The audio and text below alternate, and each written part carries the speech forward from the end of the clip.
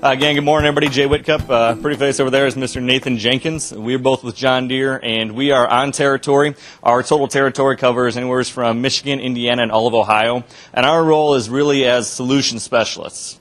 Now, what that really means is that we're the precision ag and agronomy guys. So it's really our job to work with customers, work with dealers, and marry together really the technology that John Deere produces with the science that is really required to drive the value out of it. So we're going to spend a little bit of time running through some of that today.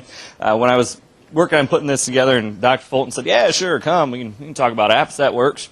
Told Mr. Jenkins there, I said, let's talk about the implications of on-farm apps and really what that looks like from John Deere's side of things. And he said, well, doesn't that sound kind of negative? Like, we don't want people thinking that using the apps is going to give you cancer or anything. So that's not where we're at as far as implications goes. But we really think about what has technology done with our lives in the last 10 years, 5 years, 2 years. It's changed so much and so rapidly. On-farm apps really kind of have had that same impact, or really in the near future could have that impact. So with that in mind, specifically thinking about farming operations and technology, mobile technology, what are some things that you guys think have changed or that they've impacted? And I will preface this by, you do kind of got to throw out some answers, or else we'll get this weird sort of awkward silence thing going on. I'm fine with it, but not sure how well y'all will hold up. So what are some things you think that have changed with on-farm apps in your operation? Fuel consumption, definitely being able to monitor what your equipment's doing, so maybe hopefully cutting back on that. Okay, so our equipment use, our equipment, maybe logistics, moving them around. Anything else? None one? All right, cool. That's why y'all are here then this morning, so we can talk about some of that. So this is a little tough to see if you're there in the back. We'll try to walk through it pretty good. Sitting with Jenkins this morning, and we were discussing, brainstorming, what are some of these things that come to mind?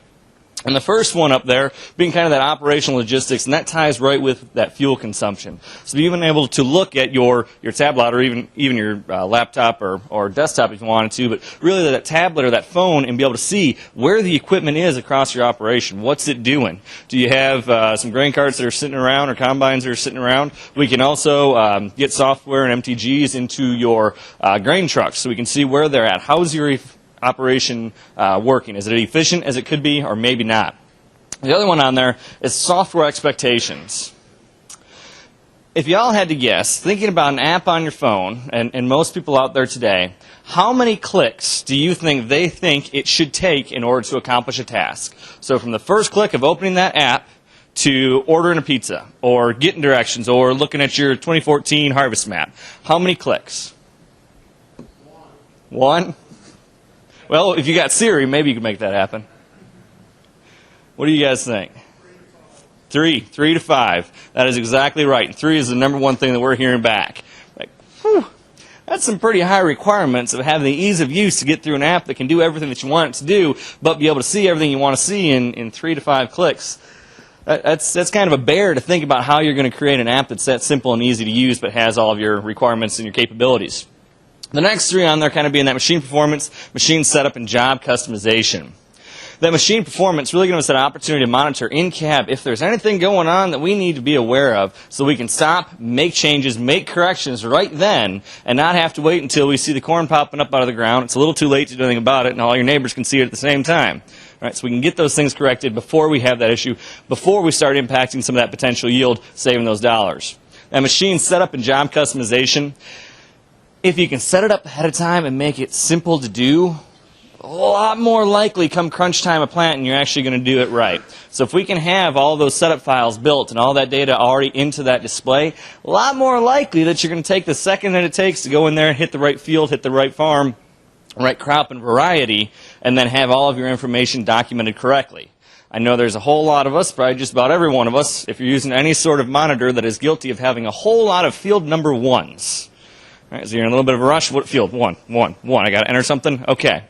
But then the data that we created there, a lot of times isn't necessarily the most useful. It's maybe not correct, or it's going to require a lot of cleanup on the back side. If we can make it very easy on the front side, then we won't have to deal with that. That job customization ties right in there, and as well as that ease of use to data, or ease of access. With all these mobile opportunities, let's say we spent the time building variable rate seeding prescriptions. Okay, we did everything right on the setup side. We got everything on our display. We should be all set. You plug it in, you select the prescription, and lo and behold, something's wrong, and it says that file is corrupt. Anybody ever had that? Kind of frustrating when you did everything right. So what do? All right, screw it, flat rate, and we're just going to do it. Okay, so now you start looking at some cost. We did that variable rate prescription for a reason, right? We're hoping to get some return on it, so, well, now that's out the window. It spent some time, either for you or for your agronomist, to look at the data, the reasons to build that prescription, and build it. Maybe our inputs are going to be a little bit thrown off. What if we knew that we were going to do that variable rate seeding prescription? So pre-season, we did a variable rate nitrogen application prescription to match up with our populations. Well, now that's shot. But if we can make it very, very easy to have that prescription on the op center right on your phone, okay, that one's not right, plug it in, hit a couple buttons, got a new prescription there, we're all set. And not great because it did take an extra 30 seconds to do, but at least we're not going to be running flat rate. We're going to use the data that we put together ahead of time. And the last one up there, family time. You might be sitting there going, okay, Jay, I've followed along a little bit at this point, but now you're kind of starting to reach. How is having an app going to help out with my family time? I want you to think about, with these capabilities, where are you really managing your farm from? Now, there's two kind of twists to this. I was meeting with one grower back in this fall, and he said, the fact of the matter is, with technology and some of its capabilities and what I'm doing in my operation, I need to be able to manage my farm from my phone. If I can't do it, and I can't do it in those 3 clicks, I'm going to go somewhere else where I can. I need to be able to do that. I've got too much going on. Time is the definition of money right now. I've got to be able to do that. Okay, definitely understand that. But let's say we're running a little bit of a smaller operation where it's not necessarily the logistics and the need to manage it, but kind of the confidence that it's being done right. So utilizing those mobile apps, we could see exactly what that machine is doing, where it's at, how fast it's going, how much fuel does it have in it, what's its performance looking like, is it doing what we were hoping it was set up to do. So let's say we got that hired man out there running the planter, want to be really sure that it's being done right, or say in the combine, previously, the only way to have that confidence that job was being done right was to be sitting in the cab yourself. Now, you can watch it from your phone, which means you can watch it when you're sitting at home having dinner with your family. Wife might not be too impressed with that, but hey, at least you're there. Or maybe you can watch it from sitting in the bleachers at kids' football game or basketball game. You can get out of the cab but still have the confidence that job is being done right. And that is worth a lot in my personal opinion. So, getting away from what all they're affecting, from John Deere's point of view, there's really 4 types of apps.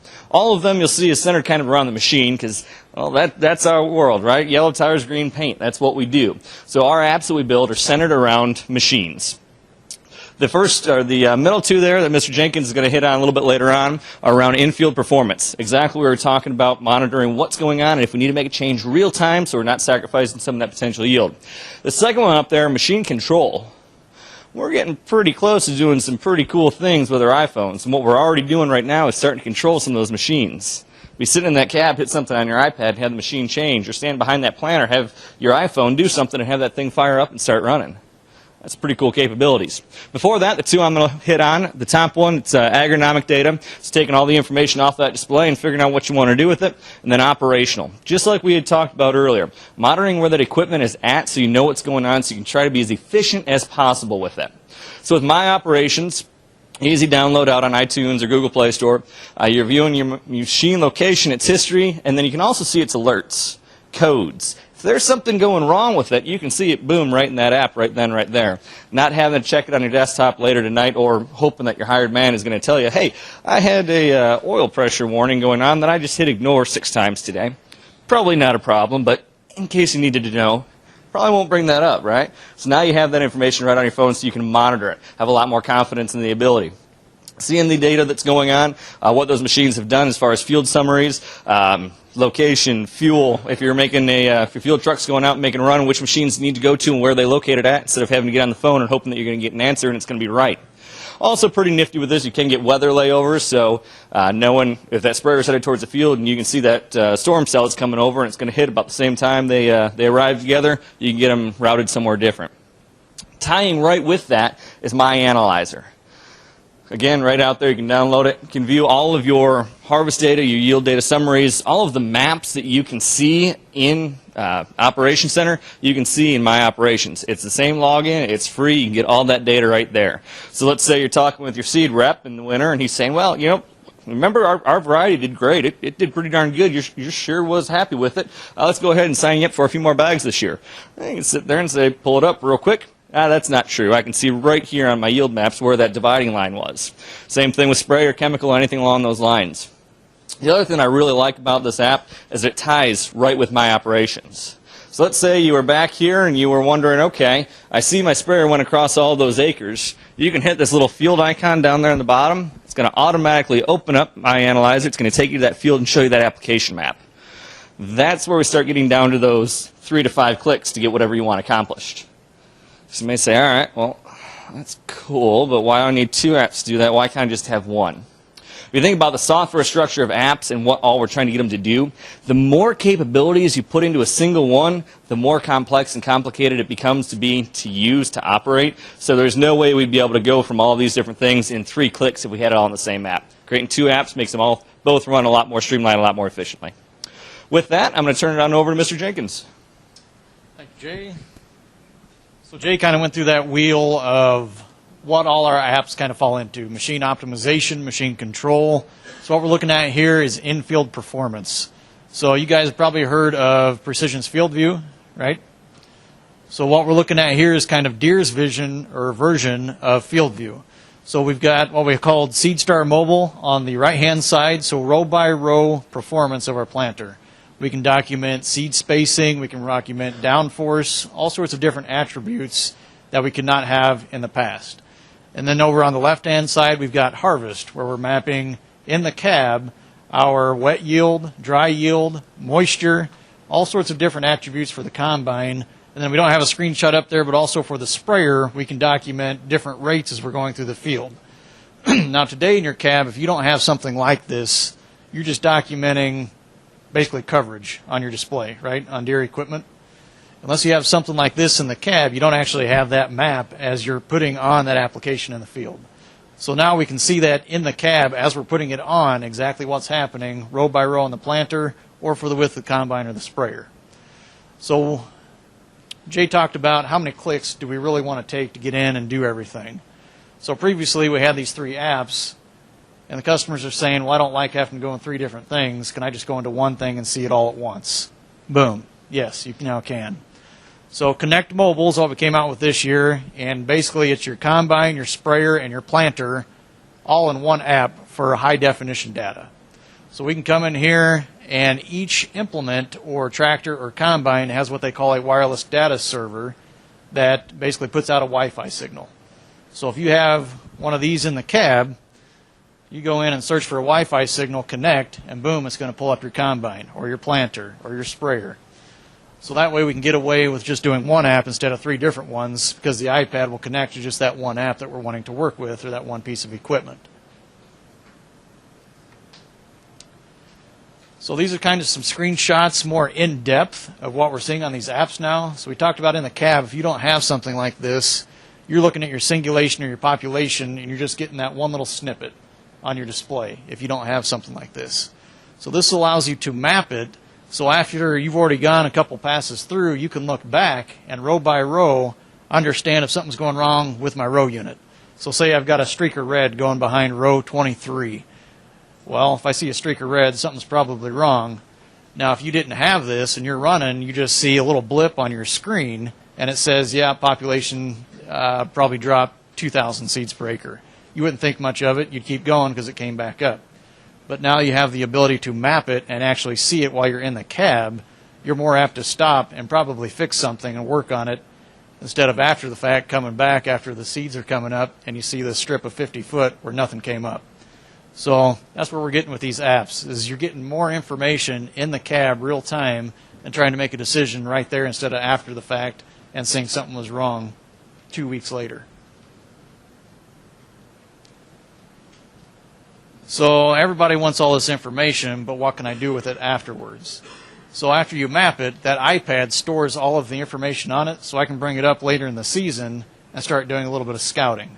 So you can see that little blue dot on there. I can pull these maps up row by row for the planter. This is a variety map that we've got pulled up. You can do side-by-side comparisons. That blue dot will follow you. Say you went to that 50-foot stretch in the field where the planter wasn't planting. And sure enough, there was something wrong. Nothing came up. Well, you start looking, and there was a root ball that was tied up in the closing wheels or underneath the row unit and didn't allow the seed to drop. So in these maps, I can make that basically distinction that, yeah, there was something wrong. It wasn't just the map failing or it wasn't working correctly. So that's what we can do with all this information. So the data, kind of how it flows, this is just a quick depiction. So we've got a planner pulled up here. I talked about that wireless data server over on the right-hand side. Everything that's got high-definition maps on it or data coming off of the implement is going to have that on it that ties to the iPad. So information flows from that to the iPad, and then we have the ability to stream that up into what we call the Operations Center, which is a cloud-based platform that stores data. So all the information goes there, and then on the other side of the planter, the tractor, we can send whatever information you want to send from the tractor to the Operations Center as well, either via USB stick or that wireless data transfer. So some things to look at as far as how the information transfers back and forth from the either tractor or the planter. So that was kind of in-field performance. So now we're going to get into basically the machine control that Jay talked about. So machine control sounds kind of daunting. You cannot control the machine from the office or anything like that. You've got to be with the machine. So from the planter side, we have the ability to tie our iPad or our iPhone to the row units on these electric drives and run each row unit remotely from our iPad or phone. So this is an awesome feature for the dealerships and guys that are setting up your planter ahead of season. So they can run each row unit off, set the vacuum, set the doubles eliminator, singulate to where you want it before it goes to you. So you can do this on your own or have the dealership do it. The other nice thing about that is it prints a report off. So we can document everything that we've done to that planter when we're setting it up. Now on the harvest side, so with the combine, those of you that may have seen newer combines or have one, you've probably heard of interactive combine adjust. So we now have the ability to tie our iPad into the combine and start controlling the combine.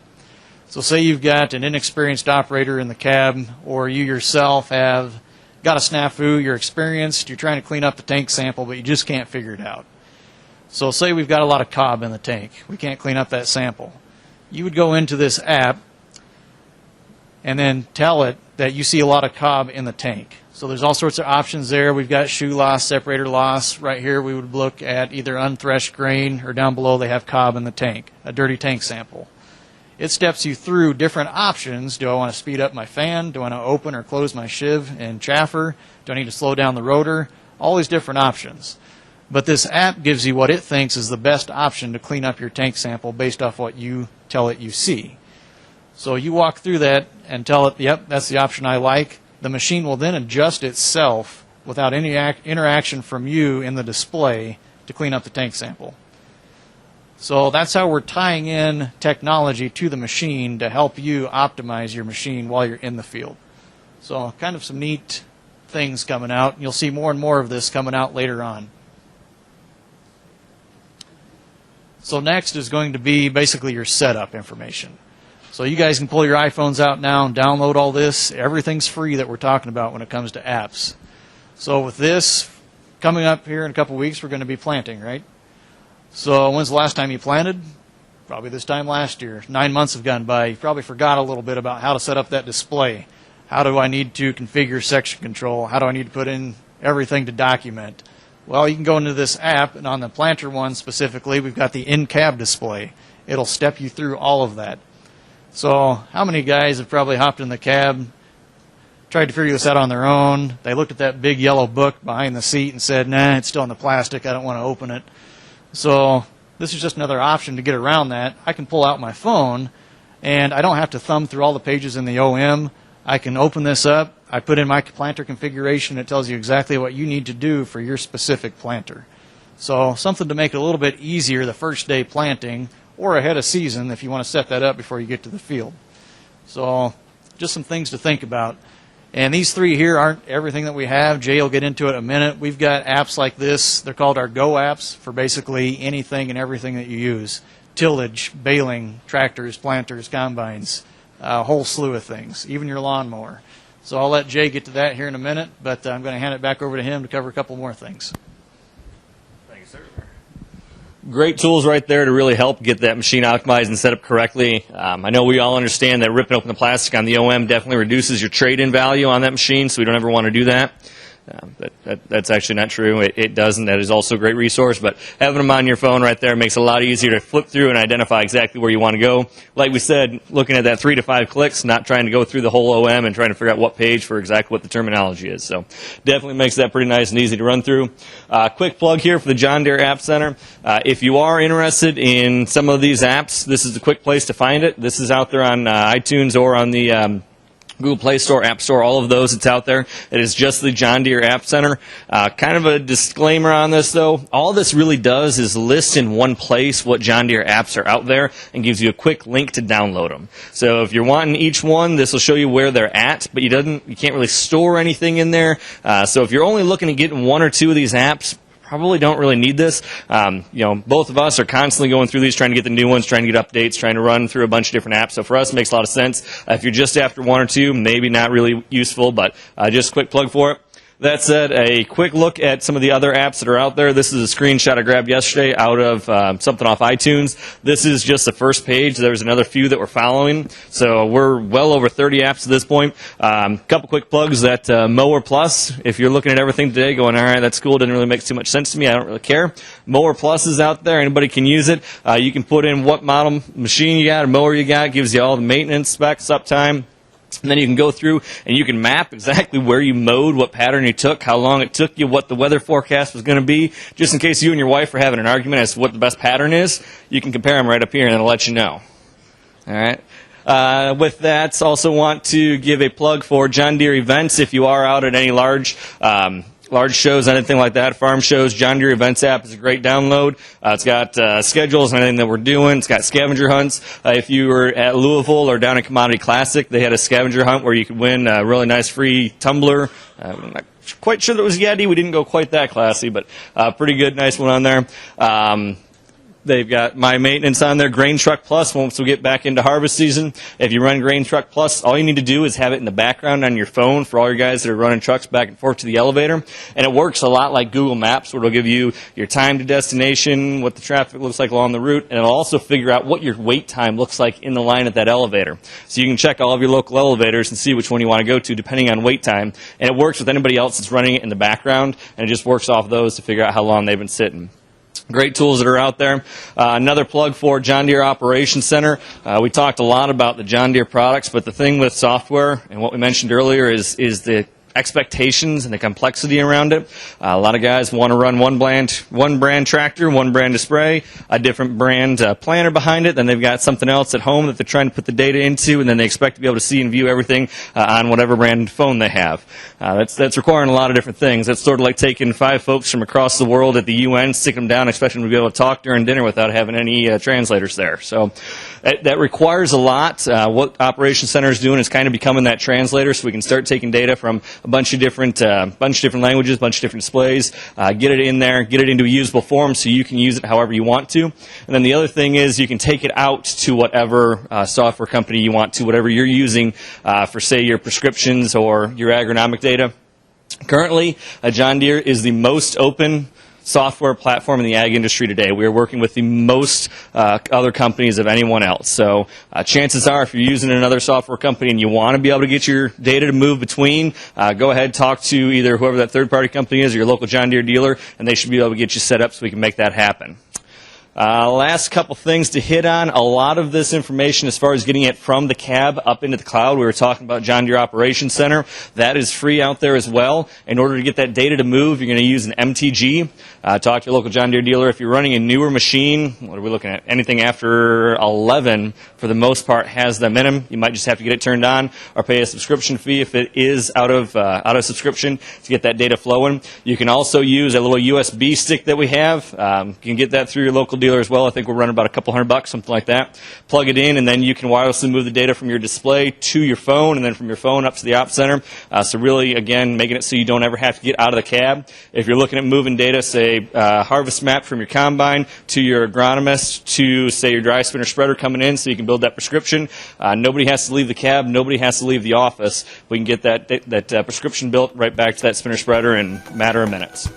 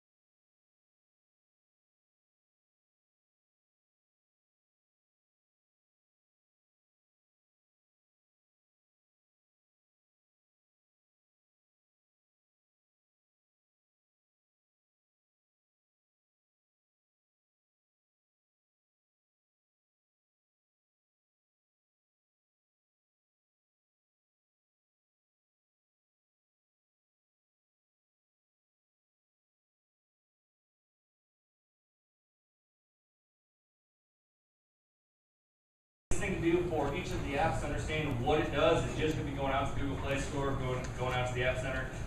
If you are interested in the Operations Center, myjohndeere.com. If you're doing anything else with Deere, where you create a login, that'll get you in. So you already have an account. Otherwise, you can set one up. It's free to set up. All you need to do is have a valid email address and then get through the activation. There is no charge to it at this time. You can get your data moved up. Strongest recommendation would be to talk with your local dealer about getting your data moved up to make sure it's done right, done clean. They can answer any questions that you have and get you set up across all the apps, anything additional that you have.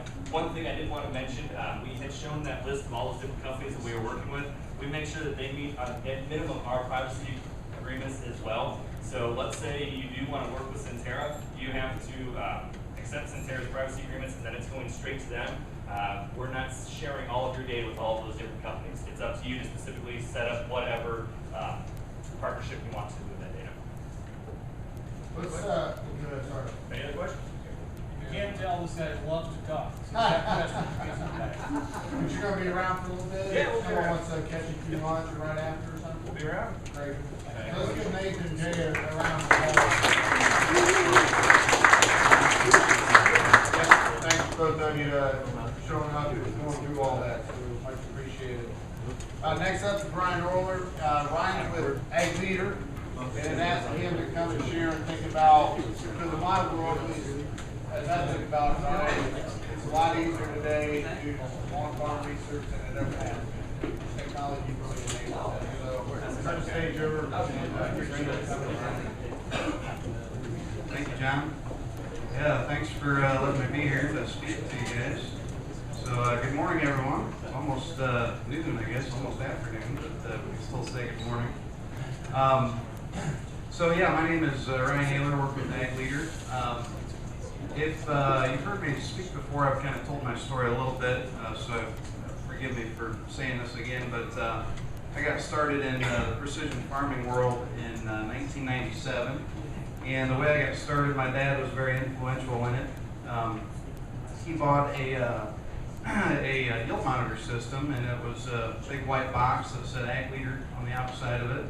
And he pretty much handed it to me and said, here you go have fun with it. So we got her installed and got calibrated, and I kind of taught him how to run things and how to do everything that way. And through that process, it really opened up my eyes as to possibilities of what you could do with GPS and data collection and the opportunities there.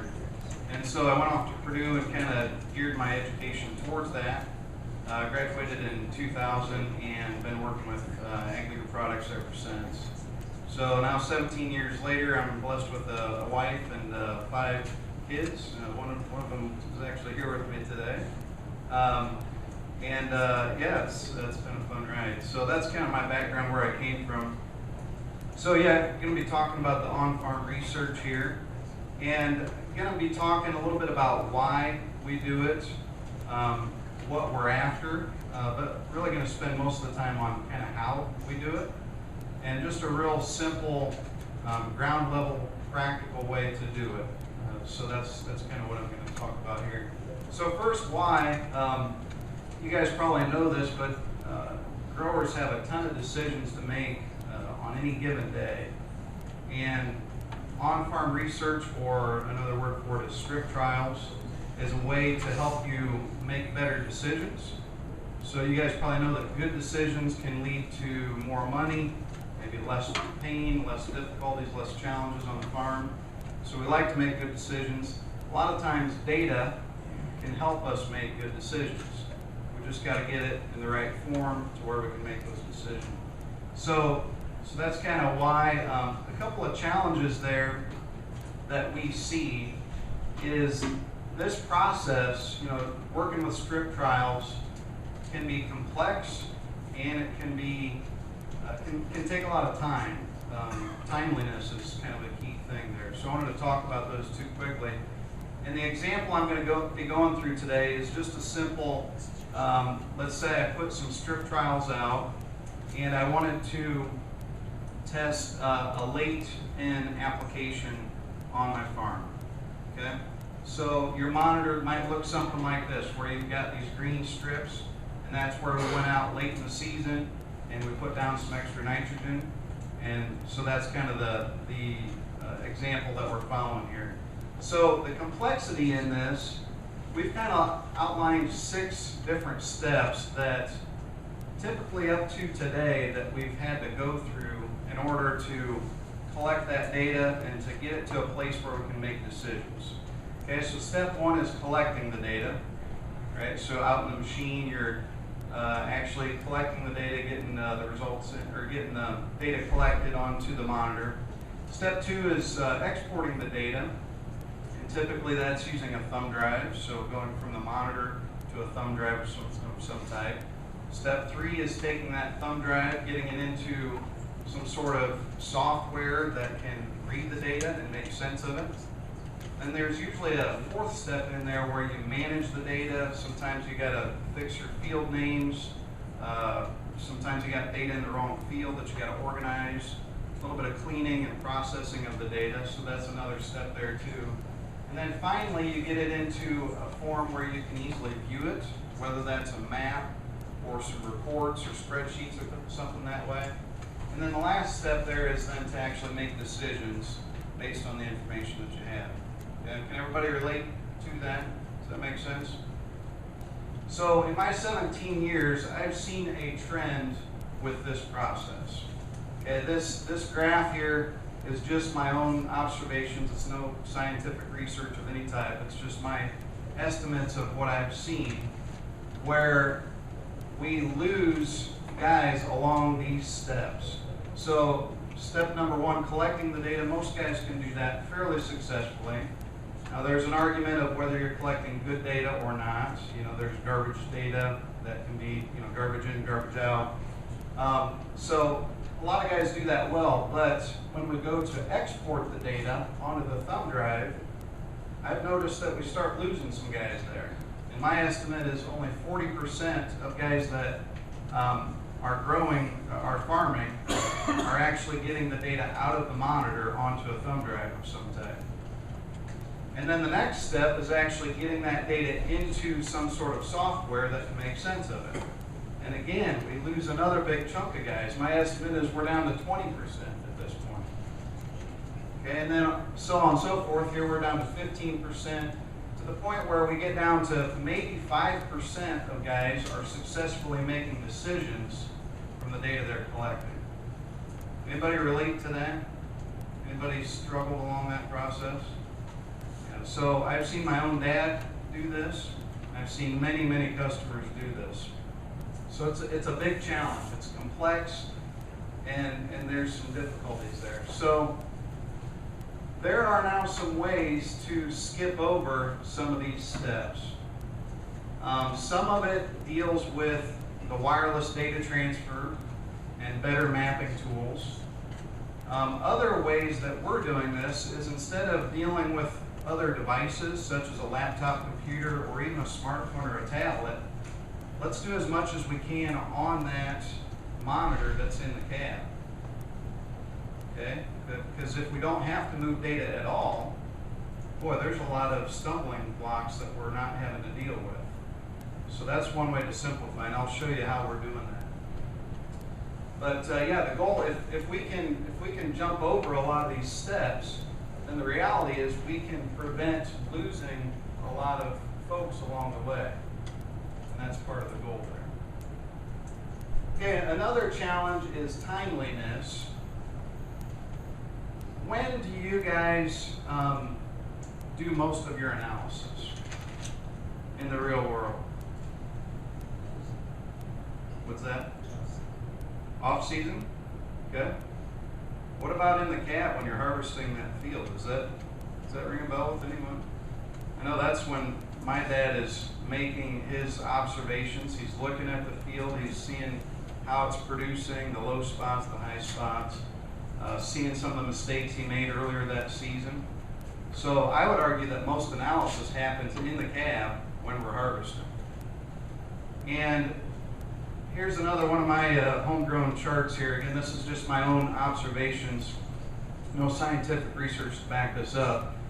But I would argue that in order to make decisions, good decisions from data, the more time that we allow to pass, the less likely it is to actually make a decision off of that. So the most likely time to make decisions or observations is when we're in the field harvesting that crop. As an hour goes by, we finish the field, and an hour later, what are we thinking about now? We're thinking about the next field that we're in, right? So the field that we finished is kind of in the back of our mind. Now we're thinking about where we're at now. A day goes by, a month goes by, 6 months go by, and the reality is we're not thinking about what happened in that field as much. So making decisions off of that, what we learned, is less likely. So timeliness is a big challenge there as well. Okay, so I'm going to demonstrate a real-world practical use of how to get over some of these challenges and how to keep it in the cab there. Now, you'll see that I'll have several screenshots here. All of these screenshots come from our In-Command 1200 display, just so you're connecting with that. So let's go back to our example of a late-end side dress, or a late-end strip trowel here. So again, the green strips there are where we put down some nitrogen later on in the season, and we alternated passes there. And what Kaylee was talking about earlier and how to set up these passes was really good. So I'm not really talking about how to set this up. I'm just showing you where these strip trowels have occurred.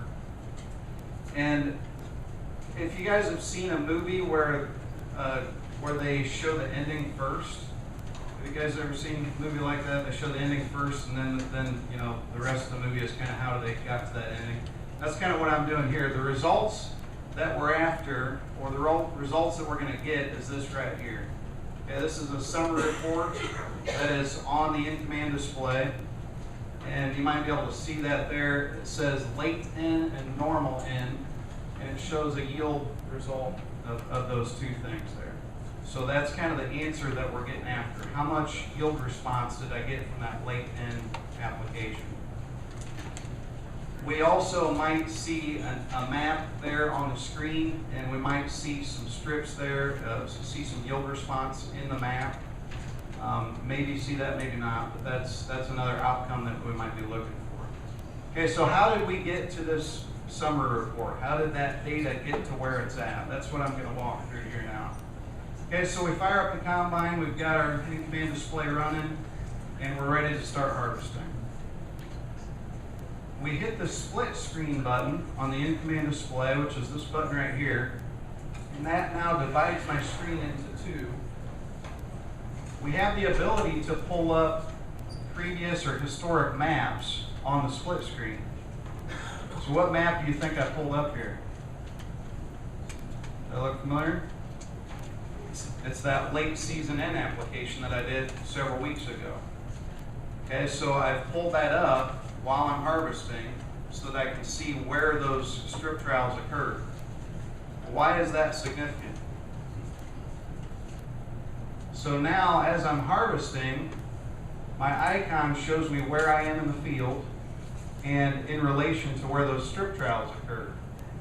And that's kind of a big deal because now I can use our region tool and I can tell it, okay, now we're harvesting the late end application, and then I pick from the list as well that we're harvesting our normal end application. So I'm basically telling the yield monitor, okay, let's put this data in one basket over here for the late end, and then I switch it over to, okay, this is our normal nitrogen program now. So it simply divides that data when we tell it to. This would be a pick list that we choose, and so as we are harvesting, on these strips here, we're going to tell it, okay, this is late end data, and when we're not harvesting those strips, it's not late end. And so that signals the monitor then to be able to tell the difference between the two. If any of you guys have used the variety tracking type of features in our displays, it's kind of similar to this. So it's the same kind of tool that way. And then if I want to access that summary report, I just go to my home screen and I hit this little spreadsheet looking button up here, and it takes me to that summary report. and I can do that on the fly, or I can wait till the end of the field and see the results of that. And then again with the map, I can look at several different views, and this icon always shows me my relation to my strip trials, and then I can see how my yield map is responding there as well. So here I'm looking at a bird's eye view, over here I'm looking at a perspective view. And in this case I had a pretty good response where I can see that yield response in those strips in that map. So not only is it obvious to the eye in the yield map, but I can see it in that summary report as well, and see the actual numbers. Does that make sense? So very simple ground level way of doing strip trials, way of analyzing them really. And all of this was done with the monitor in the cab. I never had to exchange data anywhere else. I never had to use any other apps or other devices. It all just stayed in my monitor. Sometimes simplicity is good that way. If you want to take your data outside of the cab, we do have an Xfinity mobile app that can show you those same sum reports and the yield maps. I can also view it on my smartphone, and I can do that as well. Okay, here is a challenge that you might or might not run into. Our farm specifically does have this challenge. What if my data is on multiple displays? So on our farm, we've got 2 displays that run in the spring. One's in the corn planter, one's in the soybean planter. One moves to the sprayer, the other one moves to the nitrogen applicator. And then in the fall, we just pick one of those displays and move it into the combine. So the problem that we have is when we go to harvest, we've got the monitor that may not have the nitrogen data in it. You follow me there? It's on the other monitor that's sitting in a different machine somewhere. So how do I move that data? Well, we recently released a tool called DisplayCast, and it is a tool that most will think of. The use of it is if I have 2 machines in the same field and they want to work together and use auto swap and share AV lines and things like that. And so it does do that. Here's a screenshot where we've got 2 vehicle icons in the same field, and they're both working on the same field and exchanging data every 5 seconds and synchronizing that way. So that's one use of it. But the other use is just what I described. I've got maps in one display that I need to get to a different display so that I can do that side-by-side comparison there. And that's what DisplayCast will do for me as well. So it will move those maps for me. Okay, to finish up, I just wanted to show a couple of screenshots of customers who have done the process that I was just talking about here, and some screenshots of what they were looking at. This guy here was doing a fungicide application. And so you can see some of the strips that he did of fungicide versus no fungicide. And then he had his yield map on this side, and he was working his way towards that fungicide application. But again, he can see exactly where that application occurs, so he can get a good comparison of how much response we got from that. Here's a guy that did planting population trials.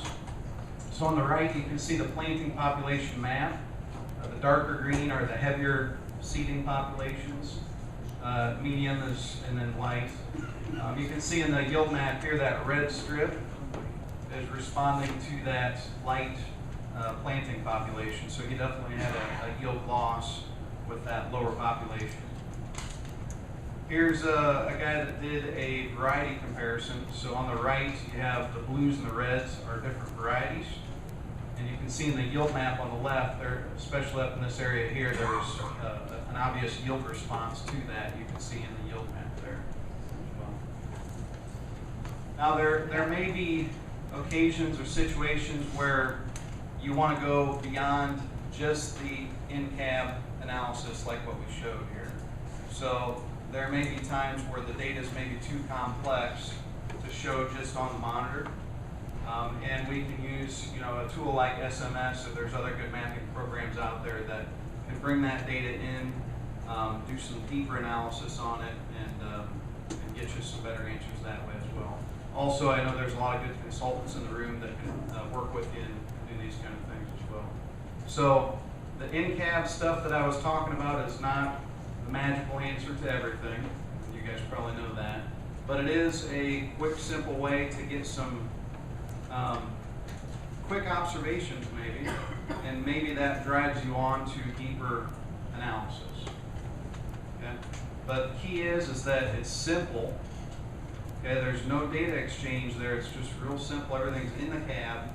It's one device. You're not dealing with a whole cab full of different devices. And it's timely. It's real time. So you're actually seeing these numbers as the crop rolls into the machine when you're actually thinking about that field and you're doing your in-head analysis type stuff. So those are some key things that you don't want to let go of. Sometimes we get some good intentions of doing strip trials. It's real easy to get too complicated in a hurry, and then you lose the whole program because you're too complicated. So, make sense? Good. Any questions? Yes, sir.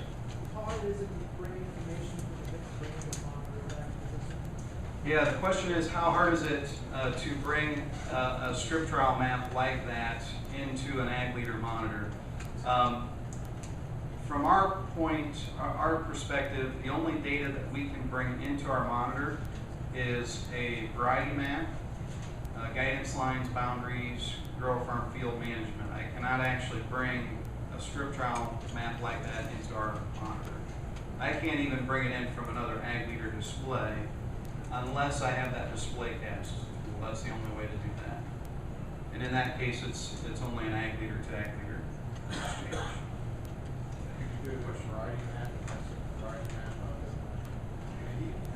Yeah, you could do that if you made a variety map and kind of tricked the system. Instead of varieties, you gave it a name of late N and normal N.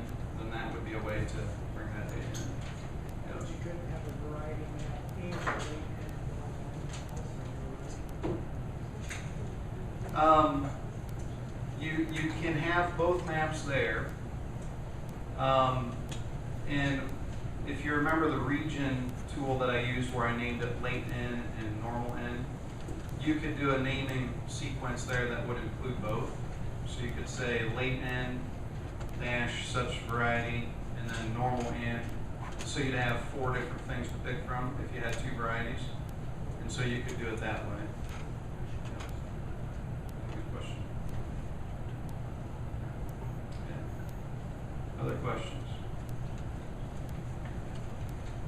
Yeah, I had one, Ryan, on the variety picture, the map with the guides. So you had the whole field up, but if I got myself, can I get myself back to just the area that I did the study?